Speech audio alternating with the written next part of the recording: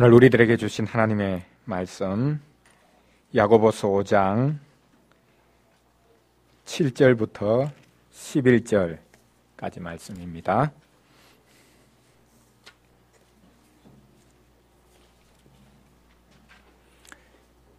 야고보서 5장 7절부터 11절까지 말씀.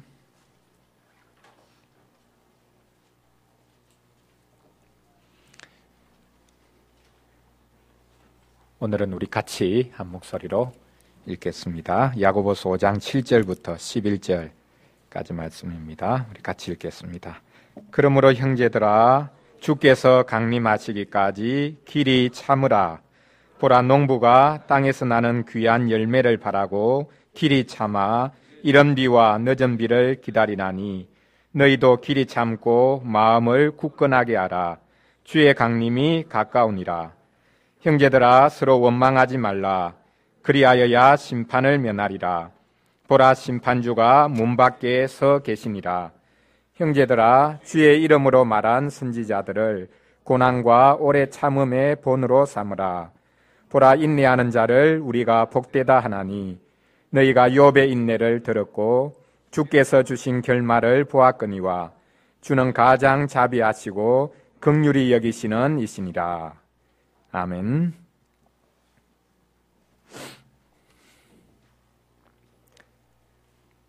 현대인들의 조급증은 개인의 성격의 문제가 아니라 하나의 사회적인 현상이 되어가고 있습니다. 잘 참지 못하는 것은 우리 모두의 문제입니다.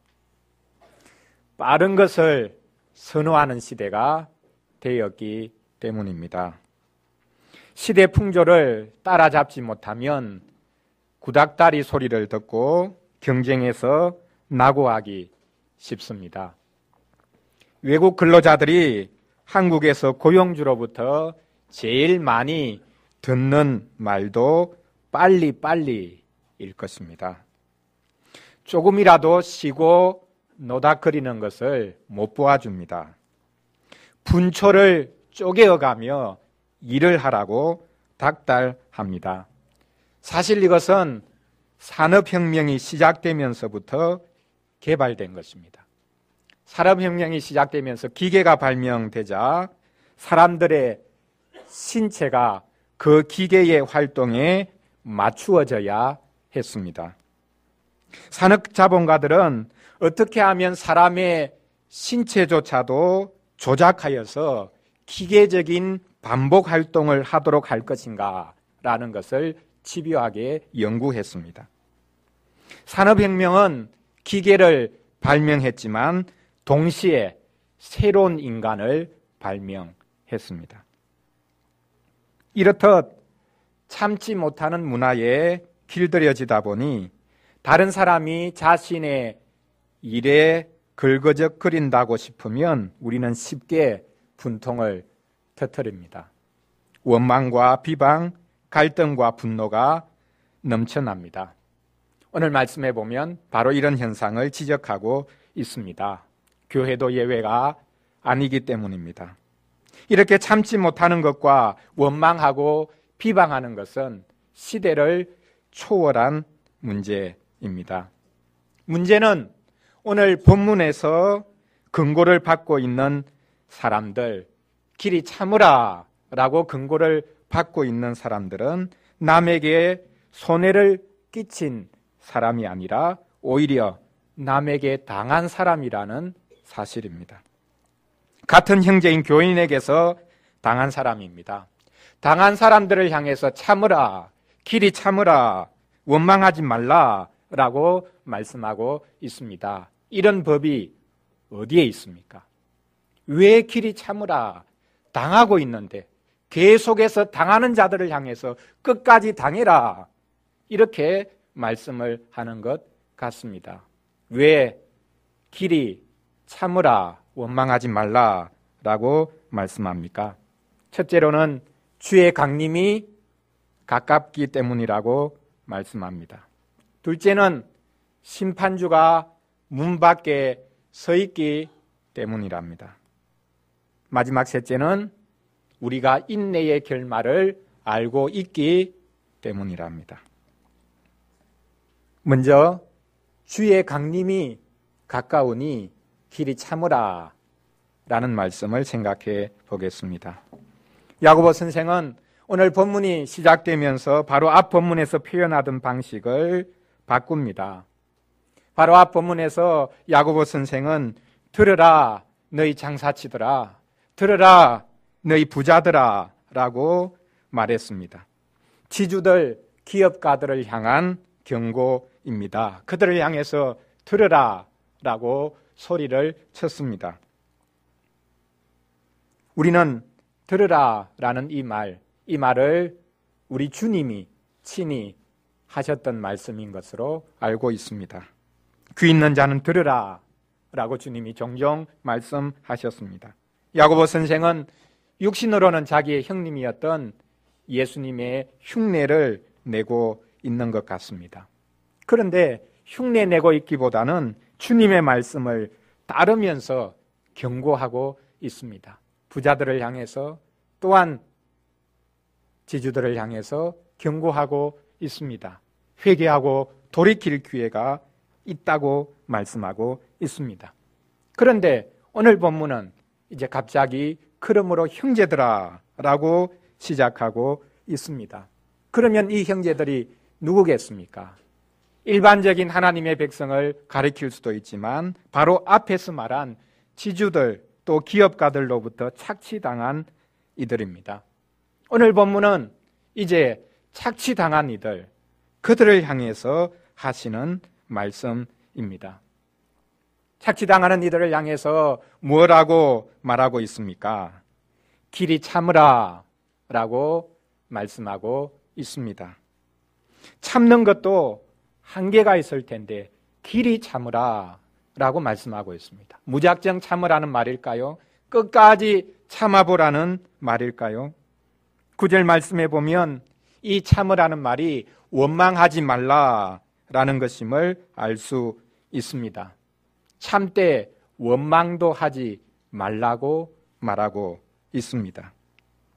뒤에서 욕하는 것도 못한다는 말일까요? 뒷담화가 무서운 것이지만 그러나 한편으로는 뒷담화가 사람의 울분을 풀어주는 효과가 있지 않습니까? 그런 것도 못한다면 어떻게 살라는 말입니까? 마음속에 울분을 감추고 살면, 그것을 전혀 표현하지 못하고 살면 우리 어머니들처럼 화병에 걸리지 않겠습니까? 요즘에는 서양의 의료진들조차 한국 사람들의 화병, 우라병, 그것을 정식병으로 인정했다고 하는데 말입니다. 착취당하는 자가 길이 참아야 된다. 그 이유를 첫째로 주의 강림이 가깝기 때문이다 라고 말씀하고 있습니다. 사실 주님이 다시 오실 그날까지는 이 세상에서 시시비비가 명확하게 가려질 수가 없습니다. 법정에서 시시비비를 가려내겠다. 천만의 말씀입니다. 법정에서 승소했다고 이긴 것이 아닙니다. 법정에서 패소했다고 그러나 진 것도 아닙니다. 양심이 이겨야 합니다. 진리가 이겨야 합니다. 서양의 사람들은 정의를 세우기 위해서 법대에 간다고 하면 다들 웃기게 생각합니다. 법정은 기득권을 방어하는 경우가 태반이기 때문입니다. 믿는 사람들이 너무 순진하면 안 됩니다. 하나님을 믿으니까 이 세상에서 모든 것을 하나님이 명명백백하게 가려주실 것이다 라고 믿는 것은 순진한 생각입니다. 아닙니다. 하나님이 계셔도 이 세상에서는 모든 것이 분명하게 시비가 가려지지 않습니다. 주님이 다시 오시는 그 날이 되어야 비로소 모든 것이 분명하게 가려질 것입니다. 그때까지는 모르는 것입니다. 야고보 선생이 참으라는 이야기를 하면서 농부 이야기를 곁들입니다. 신자가 길이 참아야 할 것을 농부의 인내에 빗댑니다. 농부는 씨를 뿌려놓고 열매가 맺힐 때까지 길이 참습니다. 농부는 열심히 김도 메고 북도 돋아주고 피도 뽑습니다. 할 수 있는 한 열심히 일을 합니다. 하지만 농부가 아무리 열심히 일을 해도 부족합니다. 하늘이 더 많은 일을 합니다. 하늘에서 비가 내려야 됩니다. 그래서 본문에서는 농부가 이른 비와 늦은 비를 기다린다라고 말씀하고 있습니다. 이것은 팔레스틴의 상황을 잘 보여주는 말씀입니다. 우리나라와 같이 봄, 여름, 가을, 겨울이 뚜렷한 것이 아니라 이 팔레스틴은 건기와 우기로 딱 2등분 나누어져 있습니다. 건기 때는 비가 오지 않아서 큰 문제입니다. 그래서 우기, 비 올 때를 목을 빼고 기다리고 있습니다. 농부들은 건기가 지나고 우기가 될 때를 정말 간절하게 기다립니다. 목이 바짝바짝 타 들어가듯이 기다립니다. 동물들도 기다립니다. 말라 비틀어져가는 산천 초목도 우기를 기다립니다. 비가 필요합니다. 비 이야기만 오늘 본문에 나와 있지만 햇볕도 필요합니다. 결실기 직전에는 강렬한 햇볕이 얼마나 중요한가라는 것을 우리가 잘 알고 있습니다. 과일의 당도가 바로 이 햇볕에 달려있기 때문입니다. 신자의 기다림을 이렇게 농부의 기다림에 빗대는 것, 그것이 이상하게 보일 수 있습니다. 신자의 기다림이 농부의 기다림과 같다면 그냥 세월이 지나가기를 가만히 기다리고 있으면 된다라는 그런 말이겠습니까? 농부가 비와 햇볕을 간절히 기다리지만 농부는 이미 알고 있습니다. 시간이 문제다. 시간이 지나기만 하면 비가 올 것이고 햇볕은 내리쬐게 되어 있다. 그래서 농부는 느긋한 마음을 가지기도 합니다. 물론 해마다 조금씩 그 상황이 다르기 때문에 하늘을 간절히 바라볼 수밖에 없는 것, 그것이 사실이기도 합니다. 그런데 신자가 주님의 오심을 기다리는 것은 농부가 비와 햇볕을 기다리는 것과는 전혀 다른 문제입니다. 신자의 기다림은 계절의 순환에 따라 자동적으로 오게 될 것을 기다리는 그런 기다림이 아니라는 말입니다. 신자는 농부처럼 분명히 올 것을 기다리고 있지만 신자의 기다림은 훨씬 더 소망적입니다. 왜냐하면 신자는 주님의 약속을 기다리고 있기 때문입니다. 사실 이 땅에 비와 이슬 그리고 햇볕이 내리는 것도 주님의 약속 때문입니다. 주님이 약속하신 바가 있기 때문에 이 땅에 비도 내리고 또한 햇볕도 내립니다. 그렇다면 우리 주님의 오심, 주님의 강림에 대한 기다림은 더더욱 소망스럽습니다.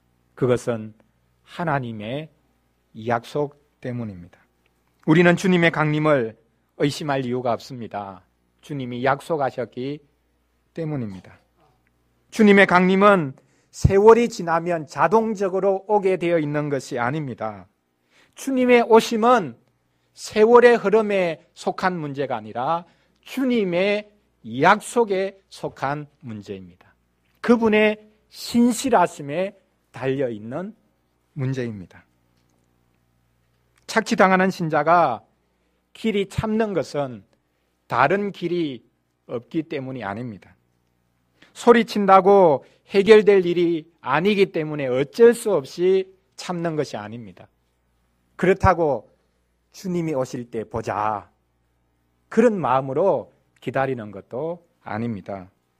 우리는 주님이 시간의 주인이심을 알기에 참을 수 있습니다.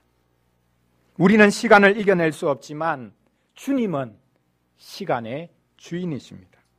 그래서 우리는 주님을 바라보면서 참는 것입니다.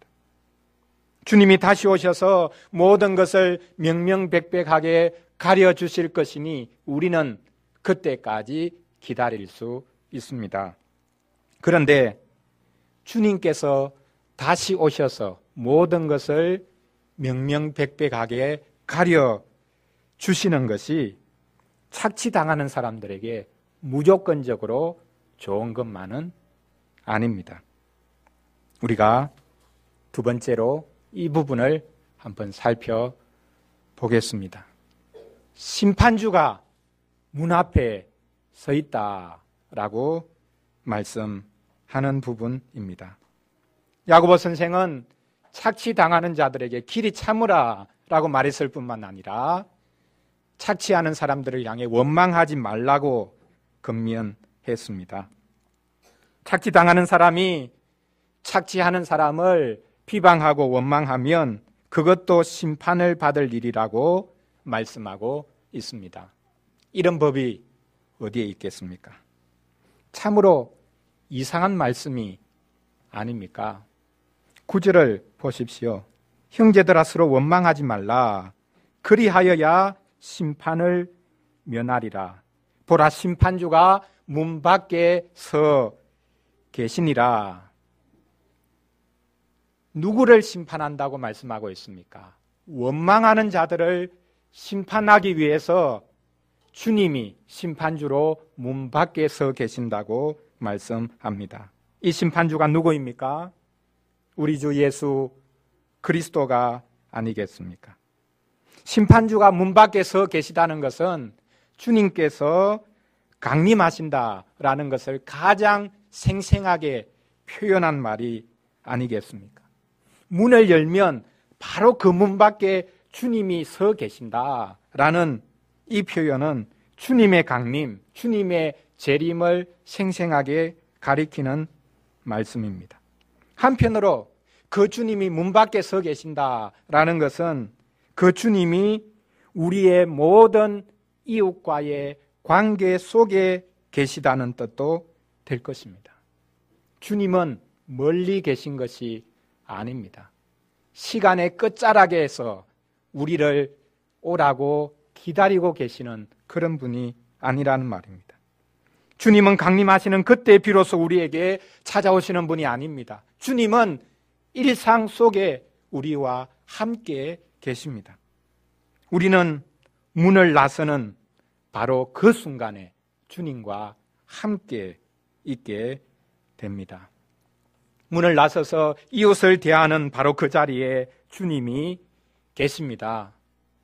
주님께서 너무 멀리 계신다고 생각해서는 안 될 것입니다. 주님의 재림을 기대하는 것은 바람직한 신앙생활입니다.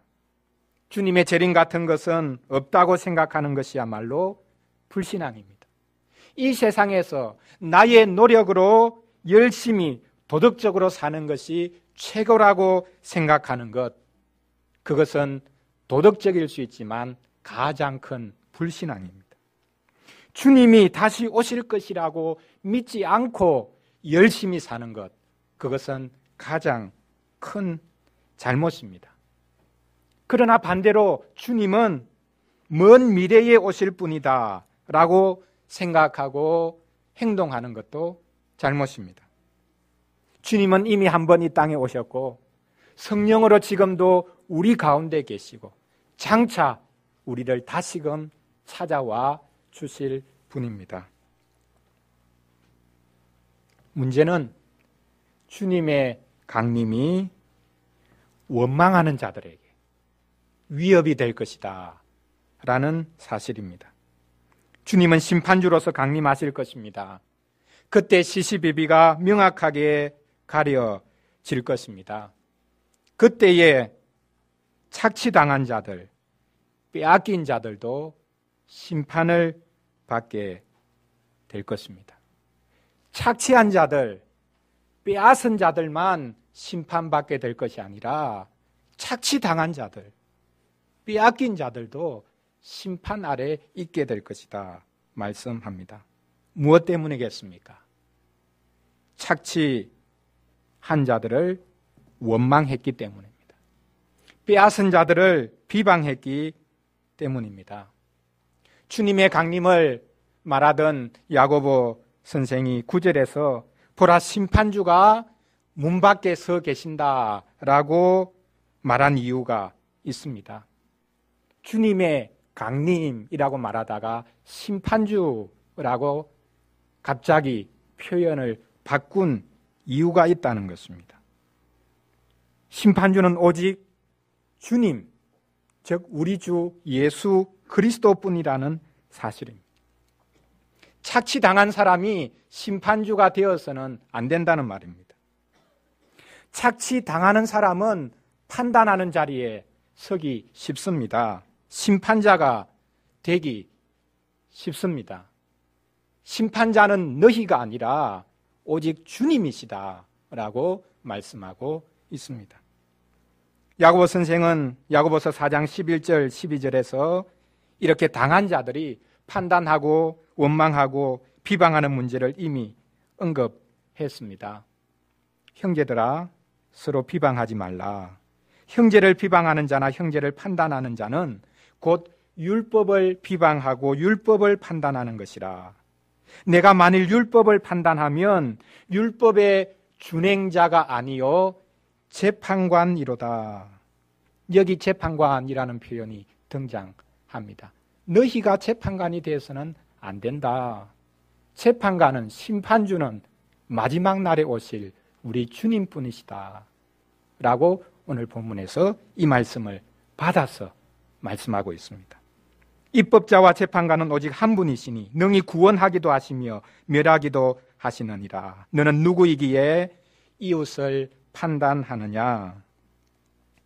이 말씀은 일반적인 도덕 훈계가 아닙니다. 서로 비방하면 못 쓴다는 말이 아닙니다.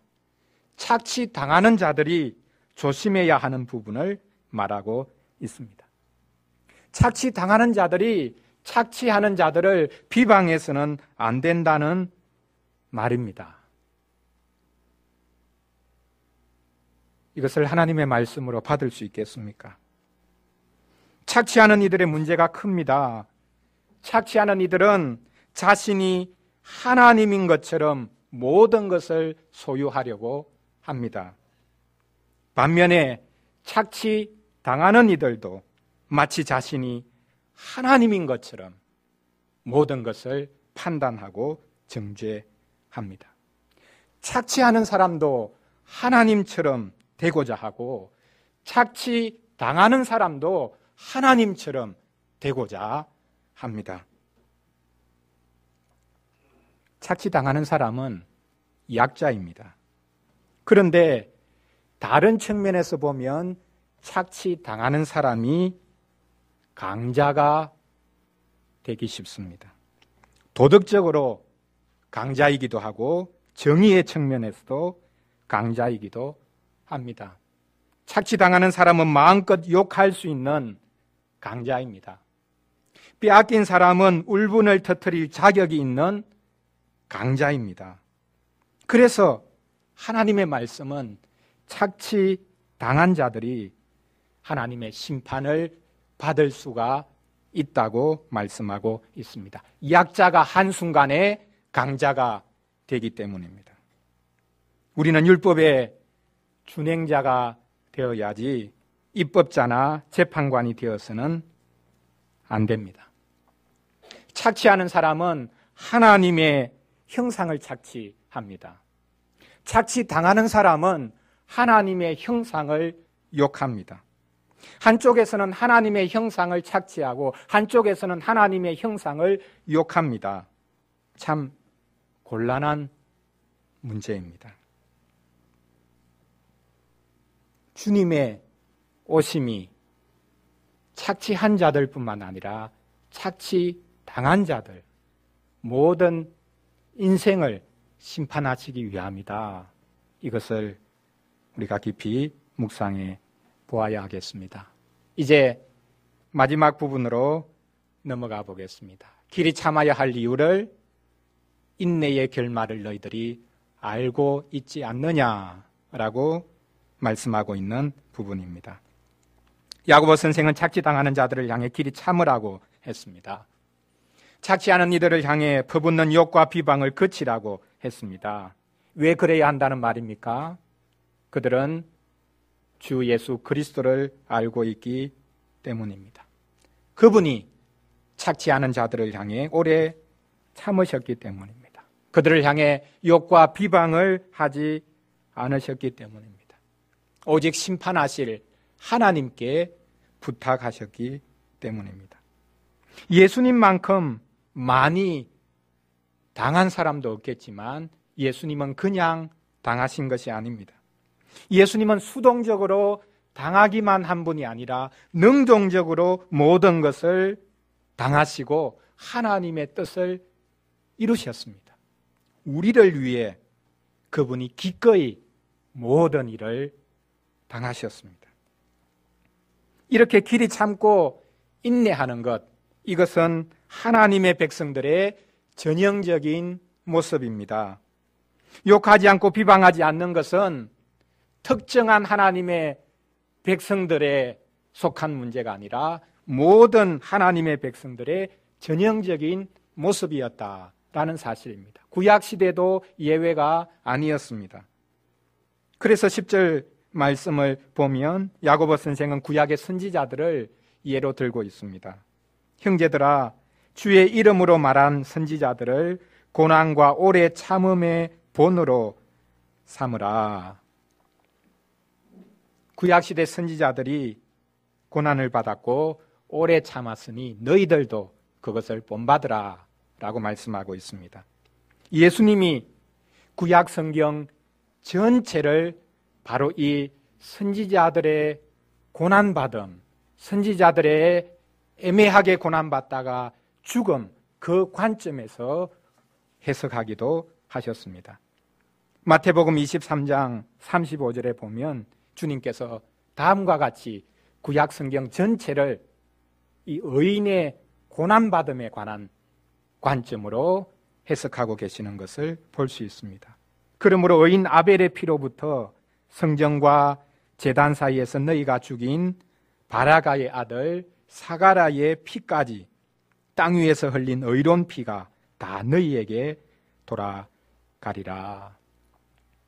예수님은 유대인들의 성경 배열상 첫 번째 책인 창세기에 기록된 아벨의 죽음과 또한 마지막 성경인 역대하의 사가랴의 죽음을 언급하셨습니다. 쉽게 말하면 성경은 처음부터 끝까지 의인의 고난당함, 의인이 죽는 것, 그것이 성경의 기록이다. 구약 성경 전체는 의인의 죽음으로 기록될 수 있다라고 말씀하고 계시는 것입니다. 선지자들은 주의 이름으로 말한 것 때문에 끔찍한 수모를 겪었습니다. 하나님의 말씀을 가감없이 전하는 것 때문에 목숨의 위협을 늘상 겪었고 마지막에는 비참하게 살해당하기도 했습니다. 선지자들은 그리스도의 영으로 말미암아 그 모든 고난 가운데도 오래 참았습니다. 선지자들의 입에는 하나님의 말씀이 있었고 선지자들의 마음에는 그리스도의 영이 있었습니다. 그래서 그들은 인내할 수 있었습니다. 하나님의 말씀과 하나님의 영, 그리스도의 영으로 인해 선지자들은 악을 악으로 갚지 않고 욕을 욕으로 갚지 않을 수 있었습니다. 요즘도 선지자들이 있습니다. 하나님이 이 악한 우리 시대를 심판하실 것이다 라고 소리치는 선지자들이 많습니다. 앞으로 이 세상이 어떻게 될 것이다 예측하는 선지자들마저 있습니다. 너도 나도 선지자 노릇합니다. 특히 한국에는 선지자들이 많은 것 같습니다. 문제는 그들이 구약의 선지자들을 하나도 닮지 않았다는 사실입니다. 유일한 선지자이신 우리 주 예수 그리스도를 하나도 닮지 않았다는 사실입니다. 고난을 받으려고 하지 않고 다른 사람들은 다 죄악으로 인해서 죽어야 한다고 소리치면서 정작 자신은 그 시대를 향해 자신을 던지지 않습니다. 자신은 쏙 빠져나가려고 합니다. 선지자들은 그렇게 하지 않았습니다. 하나님의 백성들의 죄악을 자신의 죄악과 동일시 시키고 하나님을 향해서 눈물로 선포했던 것입니다. 야고보 선생은 욥의 이야기도 합니다. 보라, 인내하는 자를 우리가 복되다 하나니 너희가 욥의 인내를 들었고 주께서 주신 결말을 보았거니와 주는 가장 자비하시고 긍휼히 여기시는 이시니라. 구약 성경에서 욥기가 있고 거기에 욥이 당한 환난을 말하고 있습니다. 욥은 끔찍한 환난 가운데 인내했습니다. 자기 자식이 다 죽고 자기 재산이 다 날아가고 자신의 몸에 끔찍한 질병이 걸렸지만 그는 하나님을 원망하지 않았습니다.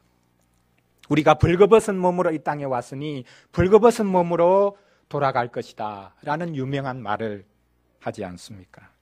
문제는 그의 친구들이 그를 계속해서 공격해 댄 것입니다. 너가 숨겨놓은 죄가 있으니 회개하라. 그것 때문에 하나님이 벌하셨다라고 집요하게 공격해 되었습니다. 그러면 끔찍한 고난을, 끔찍한 환난을 겪지 않은 사람은 죄가 없어서 그렇게 당하지 않은 것입니까? 욥은 옳았지만 어떻게 말해야 될지 바르게 말하는 방법을 몰랐고 욥의 친구들은 옳지 않았지만 구구절절히 옳은 말을 하는 것처럼 보였습니다. 하나님께서는 이 정죄하는 친구들이 아니라 자신을 항변하는 욥의 손을 들어주십니다. 하나님께서는 욥에게 행복한 결말을 주셨습니다. 마치 동화 같은 이야기입니다. 그리하여 행복하게 오래오래 살았더라. 마치 동화 같은 결말을 우리가 볼 수 있습니다. 욥이 아무런 잘못이 없었던 것이 아닙니다.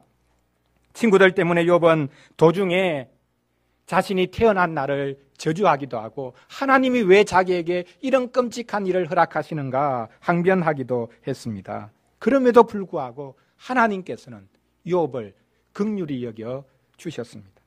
욥에게 큰 자비를 베풀어 주셨습니다. 욥을 외면하지 않으셨습니다. 그 고난을 통해 하나님께서는 자신을 욥에게 나타내 보이십니다. 욥은 하나님을 배우는 영광을 누리게 된 것입니다. 하나님의 백성들은 하나님의 긍휼하심을 알기에 참고 인내할 수 있습니다. 하나님의 백성들은 하나님의 긍휼을 알기에 인내가 무엇인지를 아는 자들입니다. 인내는 성격의 문제가 아닙니다. 인내는 그냥 참는 것이 아닙니다. 인내는 기다림입니다. 막연히 무언가를 좋은 일이 올 것이라는 것을 기다리는 것이 아니라 하나님의 찾아오심을 기다리는 것입니다. 예수님의 신방을 기다리는 것입니다.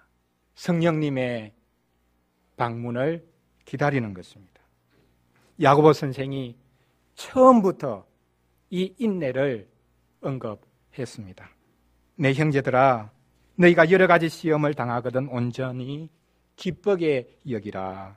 이는 너희 믿음의 시련이 인내를 만들어내는 줄 너희가 알미라. 인내를 온전히 이루라. 그리하면 너희로 온전하고 구비하여 조금도 부족함이 없게 하려 함이라. 신자는 인내하신 주님께서 주시는 결말을 알기에 또한 주님께서 주시는 그 온전함을 알기에 길이 참을 수 있습니다. 사랑하는 성도 여러분, 하나님 나라 원리는 세상 나라 원리와 다릅니다. 세상 나라는 어떻게 해서든지 정복하고 빼앗고 지배하는 원리입니다. 물론 포장은 그럴듯하게 합니다. 하지만 결국 빼앗은 것을 조금 나누어 주겠다고 그것을 기다리라고 하는 제스처를 취하는 것 뿐입니다. 하나님의 나라는 그렇지 않습니다. 하나님의 나라 원리에서 보면 빼앗는 자보다 빼앗기는 자가 복이 있습니다. 문제는 그렇게 빼앗기는 자가 원망하고 비방하면 빼앗는 자와 똑같이 심판을 피할 수 없다는 것. 이것도 여전히 하나님 나라의 한 원리라는 사실입니다.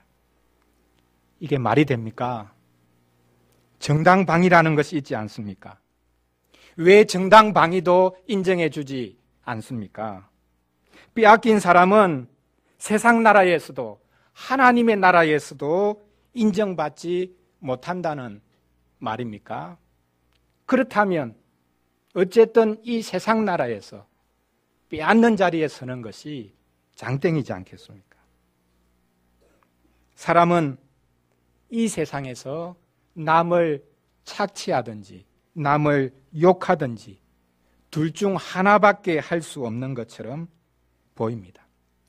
세상은 이 두 가지 길 외에 다른 길을 모릅니다. 그러나 신자는 제3의 길을 알고 있습니다. 우리 주 예수 그리스도께서 개척해 놓으신 제3의 길입니다. 착취하는 길도 아니고 욕하는 길도 아닌 하나님이 하시는 일을 찬송함으로 사람들을 긍휼히 보는 길 말입니다. 어린이를 위한 질문 3번 문장처럼 기독교인은 그리스도를 본받아 하나님을 찬양하고 사람을 긍휼히 여깁니다. 우리는 제3의 길을 알고 있습니다. 착취하는 길도 아니요 욕하는 길도 아닌 제3의 길, 하나님이 하시는 일을 찬양하고 그래서 착취하는 자들조차 긍휼히 볼 수 있는 그 길을 우리는 알고 있습니다. 길이 참으라는 것은 어쩔 수 없는 선택이 아닙니다. 원망하지 말라는 것은 어쩔 수 없는 선택이 아닙니다. 주의 강림이 가깝습니다. 주의 심판이 가깝습니다. 우리는 조급함의 화살과 원망의 칼을 내려놓고 인내와 찬송의 갑옷을 입어야 하겠습니다. 우리의 전투가 쉽지는 않겠지만 하나님께서 주님께서 함께 하실 것입니다. 주께서 문 밖에 서 계십니다. 기도하겠습니다.